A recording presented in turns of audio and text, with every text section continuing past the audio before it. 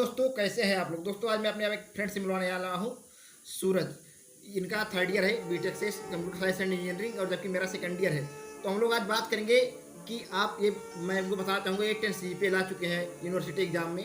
तो आप कैसे 10 CGPA स्कोर कर सकते हैं, और अगर आप जो है पूरे सेमेस्टर में पढ़ाई नहीं कर पाए हैं तो कैसे एग्जाम के 1-2 घंटे पहले आप कौन सी स्ट्रेटजी को फॉलो करके कम से कम आप पास होने जितना नंबर लेके आए, ये सब चीज़ें मैं आज सूरज से जानेंगे। तो सूरज, आप सबसे पहले ये हमको ये बताइए कि बच्चे अगर डेटा स्ट्रक्चर की बात है तो उसमें किस टाइप के क्वेश्चन जो है ज़्यादा आस्क किए जाते हैं, पूछे जाते हैं, और उनको अगर लास्ट जो है 1-2 घंटे में अगर बच्चे तैयार करना चाहें तो ये स्ट्रेटजी आप क्या देना चाहेंगे बच्चों को, बताइए।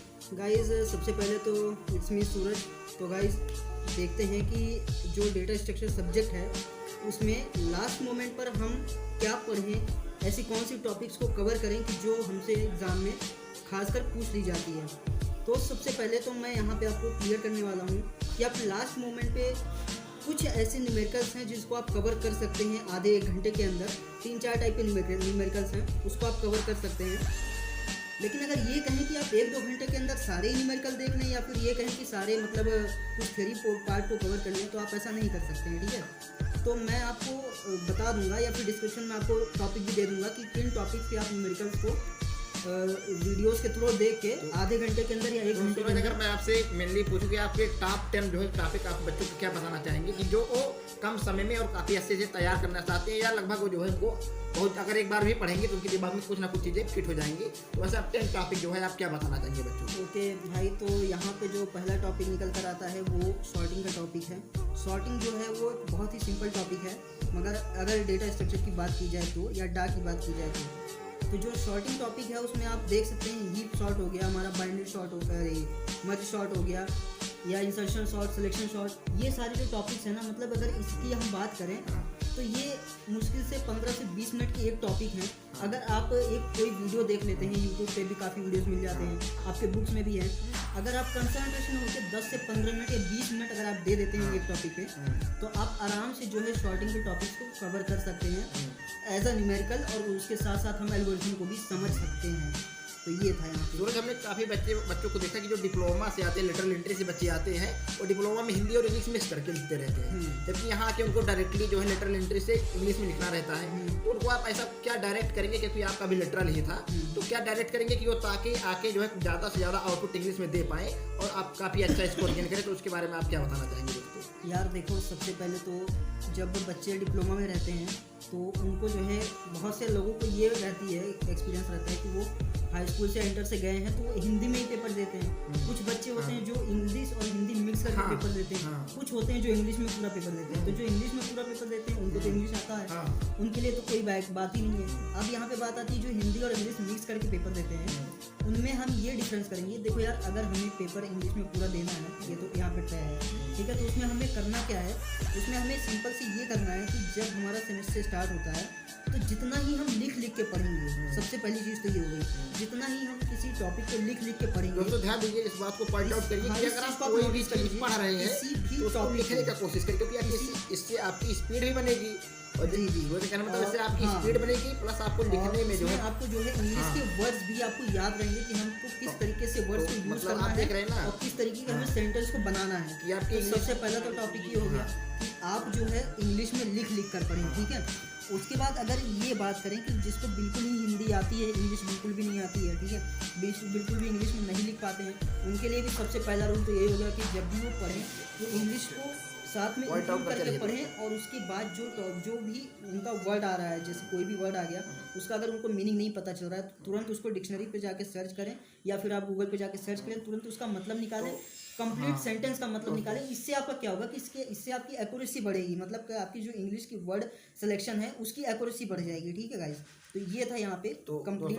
इनका कहना मतलब दोस्तों, अगर आप गूगल ट्रांसलेट का भी यूज कर रहे हैं बहुत तो बेटर ऑप्शन, बहुत बेटर है कि आप अगर कोई भी पीडीएफ पढ़ रहे हैं, गूगल ट्रांसलेट का अगर आप ऑप्शन यूज करते हैं तो आप एक सिंगल वर्ड का भी मीनिंग देख सकते हैं, और आप कंप्लीट सेंटेंस का भी मीनिंग आपको वहाँ पे मिल जाएगा। तो इससे आपको एक हेल्प होगी अपने इंग्लिश को मजबूत करने में। तो ऐसे करके 1-2 महीने में आपको दोस्तों काफ़ी ज़्यादा स्ट्रांग हो जाएगा चीज़ें। आपको सबसे बड़ी बात, आपको घबराने की जरूरत नहीं कि इंग्लिश है ये बहुत कठिन है। इनका कहने का मतलब है कि आप प्रैक्टिस करना तो शुरू करिए, आप चीज़ों को लिखना शुरू करिए। सबसे पहले तो मैं तुमको बता दूं, इंग्लिश की जहाँ तक बात की जाती है तो इंग्लिश सबसे पहले लिखना आना चाहिए, क्योंकि अगर आपको लिखना आने आ जाएगा ना, मतलब आप जब वर्ड सिलेक्शन यूज़ करने आ जाएगा आपको, तो आप धीरे धीरे फिर उसे बोलने में भी इम्प्लीमेंट कर सकते हैं। हालांकि जब आप लिखने में इंग्लिश अच्छे से इम्प्लीमेंट कर लेंगे अपना, तो आपका जो है धीरे धीरे बोलने की भी इंग्लिश जो है वो काफ़ी आपकी एक्यूरेसी ठीक हो अब जाएगी। सूरज अगर हम बात करें कि कुछ जो है नया नामचीन एल्गोरिथम जैसे हैं, जैसे फ्लोइड वार्सल या डिजिकास्ट्रा ऐसे करके, तो आप बच्चों को कितने लगभग 4-5 ऐसे आप एल्गोरिथम क्या बताना चाहेंगे कि उनकी स्ट्रेटजी तैयार करने की क्या होनी चाहिए कि एल्गोरिथम उनको कम से कम टाइम में काफ़ी अच्छे से उनको आ जाए, इसके लिए आप क्या कहना चाहेंगे? सबसे पहले भाई तो मैं यहाँ पे आपको बता दूँ, ग्राफ के कुछ हैं हमारे न्यूमेरिकल्स, कुछ एल्गोरिथम्स हैं, जैसे कि हमारे ये हो गए दीक्षात्रा हो गए, फ्लॉयड वार्सल हो गए, बेलमैन फोल्ड हो गए। हाँ। 3 न्यूमेरिकल ऐसे हैं जिनको आपको आना ही आना है, क्योंकि अगर आप कंप्यूटर साइंस फील्ड में हैं तो ये न्यूमेरिकल ऐसे, मतलब ये एल्गोरिथम ऐसी है कि मतलब ये आपको डायनेमिक प्रोग्रामिंग के साथ साथ ग्रेडी एल्गोरिथम में काफ़ी ज़्यादा हेल्प करती है। सारी चीज़ों को मतलब कहीं ना कहीं ये सारी चीज़ें कहीं ना कहीं एक दूसरे से रिलेट होती रहती हैं, तो इसलिए आप किसी भी चीज़ को इग्नोर नहीं कर सकते, है ना। ये है कि हाँ कोई चीज़ थोड़ा कम आ रही है, कोई चीज़ पे आपने ज़्यादा फोकस किया, वो बात अलग की है, लेकिन आप किसी भी टॉपिक को या यूँ कह लो किसी भी आप एल्गोरिथम को इग्नोर नहीं कर सकते, ठीक है। तो जैसे सर्चिंग शॉर्टिंग ये तो हो गया, ठीक है। उसके बाद हमारे ट्री के आते हैं कुछ, ठीक है, ट्री के कुछ एल्गोरिथम आते हैं, हम ट्री के एल्गोरिथम भी देखेंगे, हम ग्राफ के एल्गोरिथम भी देखेंगे, जैसे हमारा ट्री में बाइनरी ट्री वगैरह हो गया। तो ये सारी चीज़ें जो हमारे बहुत ज़्यादा मोस्ट इंपॉर्टेंट है हमारे डीएस को मजबूत करने के लिए, क्योंकि हमारे पूरा जो डीएस है ना वो सिर्फ इन्हीं चीज़ों पर बेस्ड है। ग्रेडी एल्गोरिथम हो गया, डायनेमिक प्रोग्रामिंग हो गया, रिकर्सन हो गया, इन्हीं सारी चीज़ों पर जो है पूरा बेस्ड है। सूरज का कहने का मतलब यह है कि आप शुरुआत करिए रिकर्सन से, आप एरे पे आइए, 1D array, 2D array, array का डिक्लेरेशन, इनिशियलाइजेशन, ये सब देखिए, पॉइंटर पे आइए, धीरे धीरे करके दोस्तों आगे आप बढ़ते रहिए। फिर आप इंग्लिश इंसर्ट करना सीखिए, मैलाक, कैलाक, फिर आप आइए स्टैक पे उसका लीफो फीफो कैसे क्या होता है, प्रीफिक्स, पोस्टफिक्स, ये सारी चीजें प्रीफिक्स एक्सप्रेशन को बनाना। दोस्तों नाम से क्लियर होता है कि इनफिक्स, प्रीफिक्स मतलब पोस्ट का मतलब बाद में, प्री का मतलब पहले, एक्सप्रेशन को लिखना कैसे करना। आप किसी भी चीज़ से डरिए मत, आप क्यू पे आइए, सर्कुलर क्यू पे आइए, रियर फ्रंट उनका देखिए, उनकी कंडीशन देखिए। देखो यार सबसे पहले तो मैं ये बता दूं आपको कि डीएस या डा ये ऐसे सब्जेक्ट्स हैं जो आप 10 दिन में, 15 दिन में, या फिर यूँ कह लो कि अगर आप 1 महीना भी दे देते हो तो आपके लिए कम ही है।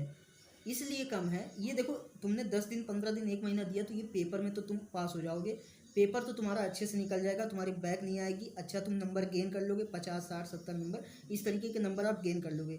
बट अगर इन कॉन्सेप्ट्स को समझना है, बिकॉज अगर आप कंप्यूटर साइंस की फील्ड में रहेंगे तो ये आपको आगे चल के बहुत ज़्यादा ही काम आने वाला है, ठीक है। यही सारे कॉन्सेप्ट्स आगे चल के काम आने वाले हैं in the programming, in sense of programming, in sense of artificial intelligence, सारी चीज़ों में ये सब चीज़ें काम आने वाली हैं, ठीक है। तो कहने का मतलब अगर आप इसको थोड़ा टाइम देकर पढ़ते हैं, 2 महीने, 3 महीने, 4 महीने अगर अच्छे से आप इसको पढ़ते हैं तो ये आपके लिए ही फ़ायदेमंद होने वाला है भाई। तो दोस्तों हमने सूरज से डीएस के बारे में काफ़ी चीज़ें जानी कि कैसे आप किसको जो है मजबूत कर सकते हैं, कितना आपको टाइम देना चाहिए और क्या इनके आगे आपको लाभ होने वाले हैं। अगर आपको ऐसी ही और वीडियो चाहिए, आपको किस टॉपिक पे, किस बुक के बारे में आपको एनालिसिस चाहिए और उनकी क्या स्ट्रेटेजी होनी चाहिए पढ़ने की, उनके क्या लॉन्ग टर्म फायदे होने वाले हैं आपको, उसको मैं आपसे बाद में डिस्कस करूंगा। आज के वीडियो में भाई बस इतना ही। बाय बाय दोस्तों, टेक केयर और पढ़ते रहिए। भाई सुधांश, आपसे बहुत बहुत धन्यवाद कि आपने मुझे जो इनवाइट किया ये चीज़ें एक्सप्लेन करने के लिए, चीज़ें बताने के लिए।